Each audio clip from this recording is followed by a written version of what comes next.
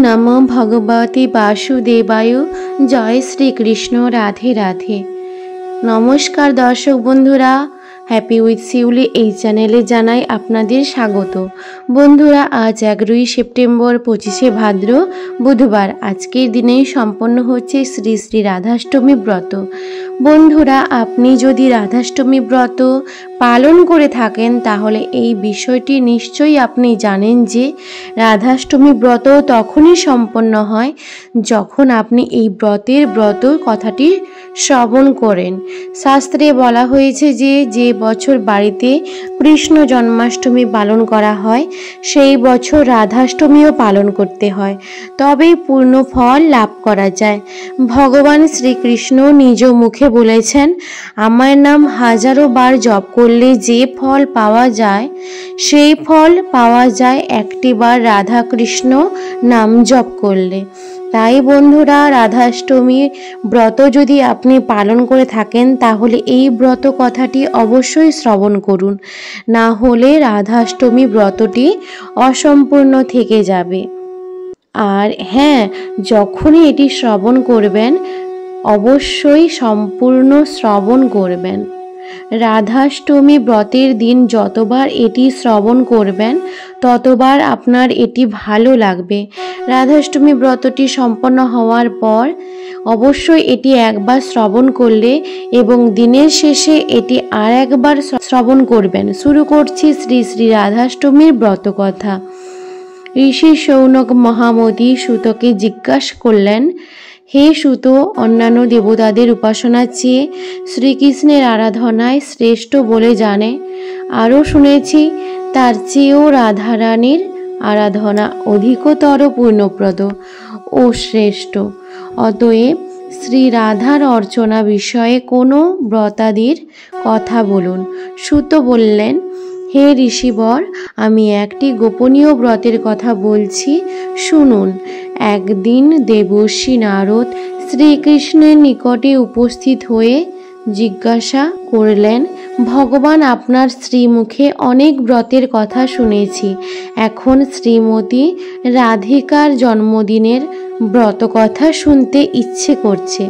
শ্রীকৃষ্ণ বললেন, দেবর্ষি, তুমি আমার পরম ভক্ত, সেই জন্য তোমার কাছে বলছি, শ্রবণ করো। কোনো এক সময় সূর্যদেব ত্রিলোক ভ্রমণ করতে করতে নানা প্রকার ঐশ্বর্য দেখে মনে মনে তপস্যার সংকল্প করেন।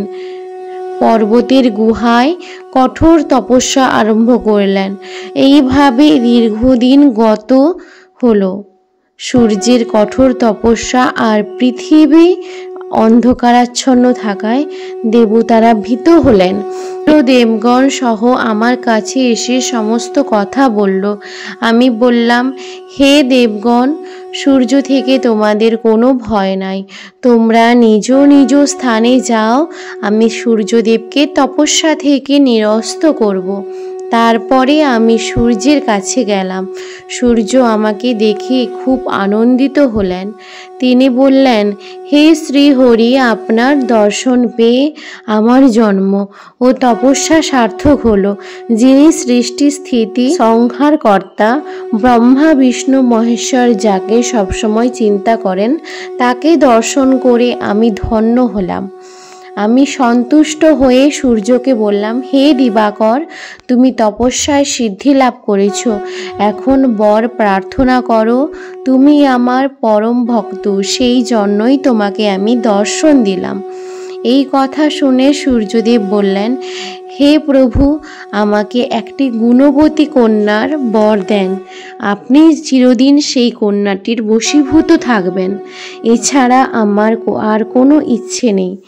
আমি তথা বলে তাকে বললাম, এই ত্রিলোকে আমি একমাত্র শ্রী রাধিকারই বশীভূত। শ্রী রাধা এবং আমাতে কোনো প্রভেদ নাই। আমি পৃথিবীর লাঘবের জন্য বৃন্দাবনে নন্দালয়ে অবতীর্ণ হব। তুমিও সেখানে বৃষভানু নামে রাজা হয়ে জন্মগ্রহণ করবে। শ্রী রাধা তোমার কন্যার রূপে অবতীর্ণ হবেন। তারপরে শ্রী হরি মথুরায় জন্মগ্রহণ করে নন্দালয়ে এলেন। সূর্যদেব বৈশ্যকুলে জন্মগ্রহণ করে বৃষভানু হলেন। গোপকন্যা কীর্তিদার সঙ্গে তার বিবাহ হলো যথাসময়ে ভাদ্র মাসের শুক্লপক্ষে অষ্টমী তিথিতে বিশাখা নক্ষত্রে কীর্তিদার গর্ভে শ্রী রাধিকা জন্মগ্রহণ করলেন। গোপীরা আনন্দ উৎসবে উঠল।